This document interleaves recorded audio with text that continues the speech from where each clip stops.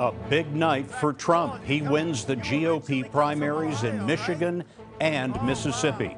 Democrat Clinton wins Mississippi, but Michigan is still close. Also tonight, storms pummel the southern plains.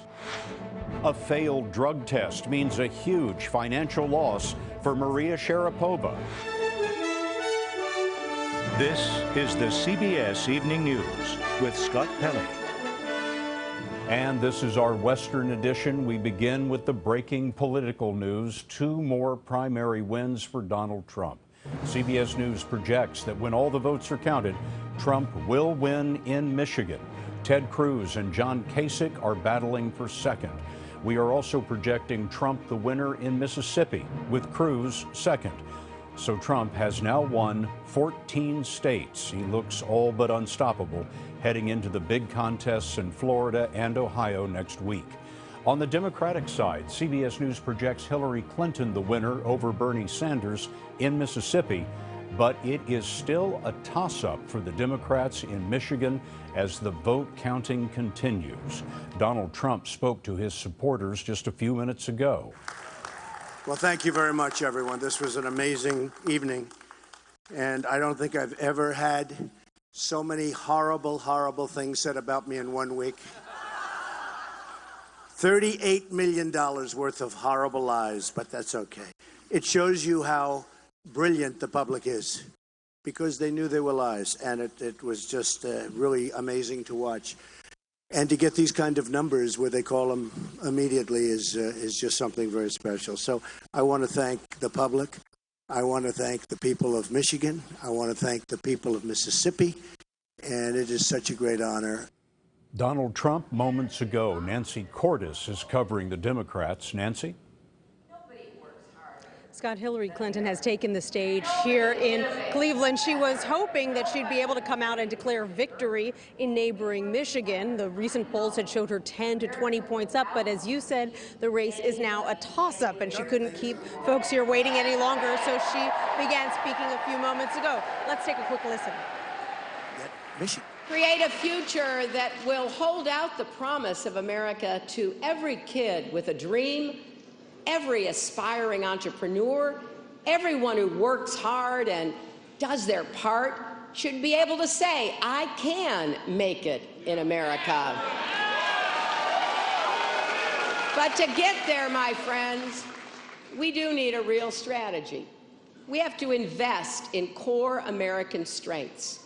You know, I voted for the rescue funds that saved America's auto industry when it was on the brink. And as president, I'll always stand by our auto workers and automakers, but I'll also invest in manufacturing and small business and clean energy. Clinton's victory in Mississippi mirrored her success in other southern states. She won in a landslide among African Americans and among women. Our early exit polling in Michigan shows that she's doing very well with African Americans there. The question remains, Scott, is it enough? Nancy Cordes, thank you. We'll turn now to John Dickerson, our CBS News political director, and of course the anchor of Face the Nation. John, interesting night so far. Yeah, well, for the Democrats, Hillary Clinton doing well with African Americans. That's the problem and has been for Bernie Sanders. It'll be interesting to see in Michigan how that vote shakes out there, to see if he's able to make any inroads, because each of these states, it's about a theory for whether he can make up the delegate deficit that he's got to her. And as long as she keeps marching forward with that same formula she's been using, it looks like she's on her way to the nomination. On the Republican side, Donald Trump has weathered 2 different kinds of attacks. In Mississippi, he weathered the conservative attack from Ted Cruz in a state that should have been one where they would listen to Ted Cruz, conservatives there. Ted Cruz said he wasn't conservative enough, but Donald Trump won there. And he won, it looks like, with a big number, which suggests that talk of the ceiling that he used to have, at least in some parts of the country, doesn't really exist. Then all the way up in the Midwest, he survived the attacks from Mitt Romney, who was a favorite son of Michigan, won the primary there when he was running. The argument being that he's a danger to the party, and that didn't stop him either. So for the challengers who are looking for something in these numbers, some way to get into that armor for Donald Trump before those big winner-take-all contests on the 15th, nothing seems to have emerged. And Republicans told us in our exit poll today in Mississippi and Michigan, majorities said they wanted a candidate who's outside politics. That's right. And that really means outside of politics, anybody who works in the government. But also there is this feeling among Republicans they want people who are outside of the elites and the structure of the party. And Donald Trump speaks to that much more clearly than Ted Cruz. Cruz has been arguing, rally behind me. I understand that feeling. Donald Trump just understands it better, at least as far as the voters think. John Dickerson. John, thank you. And CBS News will have continuing coverage of this primary and caucus night on our digital news service, CBSN. In another important story tonight, a U.S. Army veteran who served in Iraq and Afghanistan was stabbed to death today by a Palestinian while visiting the Israeli coastal city of Jaffa. He was from Lubbock, Texas. Margaret Brennan is at the White House tonight following this. Margaret, what can you tell us? Well, 28-year-old Taylor Force was fatally stabbed just outside Tel Aviv today. Israeli TV has been running this unconfirmed eyewitness video of the alleged killer running away from this scene. Now, he was gunned down and killed, but not before he injured 9 others. Force was in Israel to study tech startups. He was a business school student at Vanderbilt University, and according to his online bio, he was a West Point grad who had served in the U.S. Army, as you say, in both Iraq and Afghanistan. Now, Scott, the White House has already labeled this a terror attack, and it actually took place as Vice President Joe Biden was in Israel for an official visit. In fact, he was just a mile away when it happened. Margaret Brennan tonight. Margaret, thank you. Tonight, the southern plains are getting pounded by violent weather, including tornadoes, hail, and high water. Manuel Bajorquez is in North Texas. Yes, that's a tornado. Bystanders captured cell phone video of a funnel cloud as it tore through Hood County, Texas. When it was over, damaged homes could be seen for miles. In nearby Stephenville, the roof was sheared off of this apartment building, leaving furniture and belongings exposed. Officer Barrett Wilson helped people evacuate. Started going door to door. The doors that were locked, started kicking them in, checking and seeing where the damage was and who was hurt. He didn't have to go far. He lives in this building, too. What did it sound like? A lot of loud wind, everything crashing down around you. I was waiting for my apartment to crash down because I'm right on the corner, and luckily it didn't, and everyone made it out okay. The same system brought blinding rain and winds as high as 70 miles an hour to the Dallas-Fort Worth area, rocking this gas station awning back and forth before it toppled over. The wind was blowing really hard, and I had 2 cars underneath. We got them out just before it fell down onto the pumps. Water rose quickly in Dallas suburbs, leading to rescues, not just from cars, but from this school bus. 6 children were taken from thigh-high water to safety. Despite extensive damage like this, the only storm-related death so far is a man whose canoe capsized near Houston. Scott, the threat is not over yet. The system could dump up to a foot of rain in parts as it moves on to Louisiana and Arkansas over the next 2 days. Manuel, thanks. Well, it was soaking rain in Northern California that may have caused a commuter train to derail last night. John Blackstone is in Alameda County. The priority today is clearing the tracks of the disabled 5-car commuter train. The most challenging part, lifting the car that slid some 50 feet down a steep bank into a fast-flowing river. Last night, it was a scene of sudden chaos and peril. We're having a difficult time figuring out how we're going to access anybody on this train. The call to the local sheriff's department came just after 7 p.m. A commuter train carrying 214 people had run off the tracks. And then at that moment I realized something was wrong, so I held on to the rails, and right then the train flipped over. The lead car landed in the stream. Water was rising quickly. I just prayed that everyone was going to be okay. It's scary. It's still scary, but you know, somebody was watching over us tonight. Everybody got out. Officials suspect a mudslide caused the crash after a soggy weekend in the San Francisco Bay Area with 3 to 4 inches of rain falling in the canyon where the train derailed. There were a few injuries, but none was life-threatening. Sheriff's Deputy J.D. Nelson. We've had 9 people that went to the hospital. I call it a minor miracle. Railway officials expect to have this cleanup work finished and the track clear by tonight. And Scott, they're hoping to have the line open and ready for service tomorrow. John Blackstone, thanks. On Wall Street today, stocks closed lower in part because of the economic slowdown in China. The communist government there is struggling to manage enormous debt, shaky stock markets, and a growing perception that it may not be equal to the task. Seth Doan is in Beijing. At this roadside Beijing job fair, those searching for work told us it's getting tougher. Does China's slowing economy affect you personally in any way? Yes, I can feel the pressure, Yu Sisa told us. The economy is slowing and industries are facing lots of changes.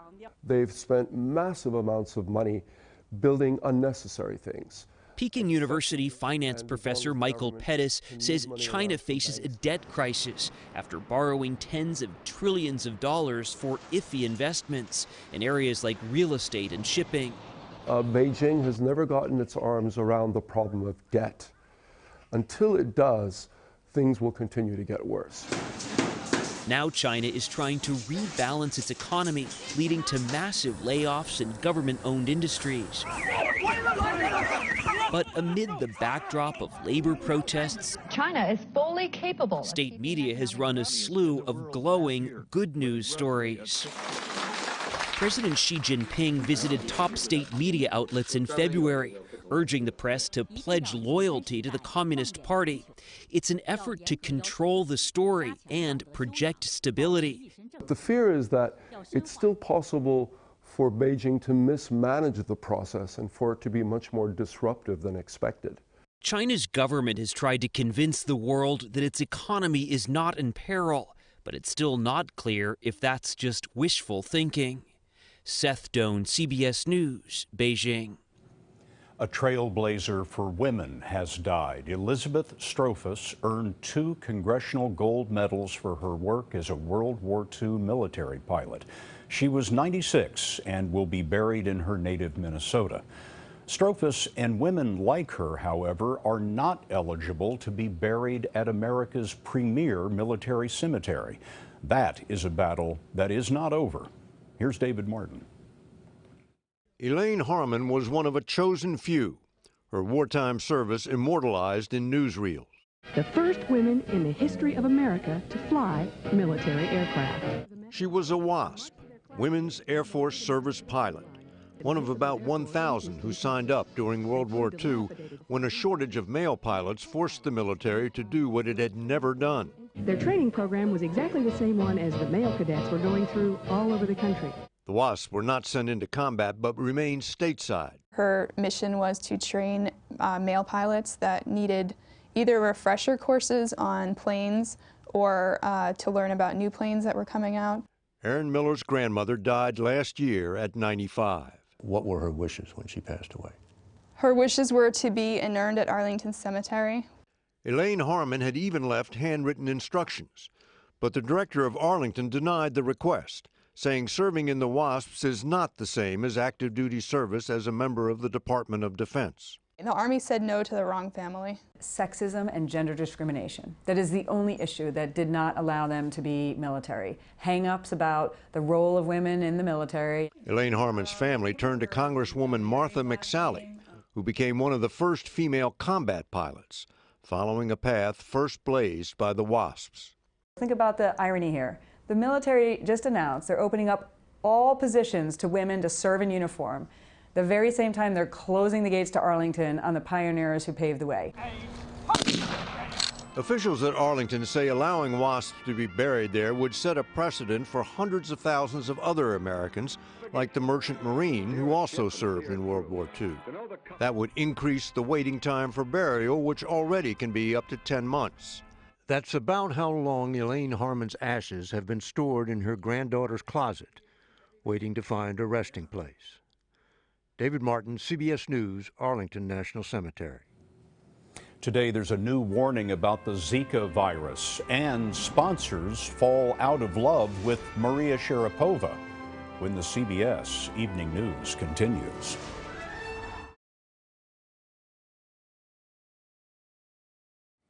Sponsors are showing no love for Maria Sharapova. She is the first tennis superstar suspended for doping.